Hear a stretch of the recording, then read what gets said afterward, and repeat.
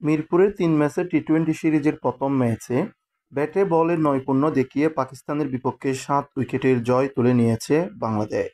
এতে সিরিজের ১-০ ব্যবধানে এগিয়ে গেল বাংলাদেশ। বাংলাদেশি ব্যাটসম্যানদের সামনে লক্ষ্য খুব বড় ছিল না, মাত্র ১১১ রানের টার্গেট। তবে শুরুতে তানজিদ হাসান তামিম আর অধিনায়ক লিটন দাস ফিরে যান। মাত্র ৭ রানে ২ উইকেট হারিয়ে চাপে পড়ে বাংলাদেশ। সেই চাপ দারুণভাবে কাটিয়ে ওঠেন তাওহিদ হৃদয় আর পারভেজ হোসেন ইমন।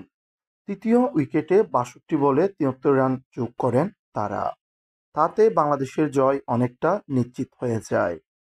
আউট হওয়ার আগে ৩৭ বলে ২টি ৪ এবং ছক্কায় ৩৬ রান করেন হৃদয়। তবে নিজের সাবলীল ব্যাটিংটাই করেছেন পারভেজ হোসেন ইমন। ফাহিম আশরাফকে ছক্কা হাঁকিয়ে ৩৪ বলে 50 পূরণ করেন বাঁহাতি এই ওপেনার। ৩৯ বলে ৩, ৪ আর ৫ ছক্কায় ৫৬ রানে অপরাজিত থাকেন ইমন।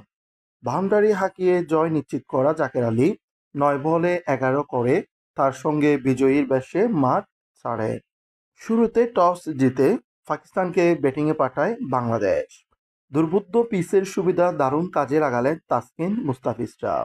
টাইগারদের দুর্দান্ত বোলিংয়ে ১৯.৩ ওভারে ১১০ রানে অল আউট হয়ে যায় পাকিস্তান। ইনিংসের দ্বিতীয় ওভারে বল করতে আসেন তাসকিন। পঞ্চম বলে উইকেটও নিয়েছেন ডানহাতি এই পেসার। তৃতীয় ওভারে শেখ মেহেদীকে উড়িয়ে মারতে গিয়ে শেখ পাটোয়ারির ক্যাচ হন মোহাম্মদ হারিস। পঞ্চম ওভারে তানজিম হাসান সাকিবের বলে উইকেটরক্ষক লিটনের ক্যাচ হন পাকিস্তান অধিনায়ক সালমান আগা। পরের ওভারে বল করতে এসে উইকেট পান মুস্তাফিজুর রহমান। রানের খাতা খোলার আগে হাসান নওয়াজ ফেরেন ৭ গড়ে। পাওয়ার প্লের ৬ ওভারে ৪১ রানে ৪ উইকেট হারায় পাকিস্তান।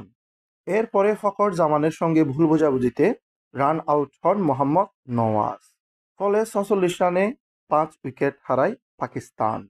৩৪ বলে ৪, ৪, ১ ছক্কায় ফখর জামানের ব্যাট থেকে আসে ৪৪ রান। ২৩ বলে ১৮ রান করে মুস্তাফিজের আরেক শিকার হন খুশদিল শাহ। ৯ বলে ৫ রান করে তাসকিনের শিকার হন ফাহিম আশরাফ। তাসকিন আহমেদ ২২ রানে নেন ৩টি উইকেট। মুস্তাফিজুর রহমান ৪ ওভারে মাত্র ৬ রান খরচ করে শিকার করেন ২ উইকেট। একটি করে উইকেট নেন তানজিম হাসান সাকিব ও শেখ মেহেদী।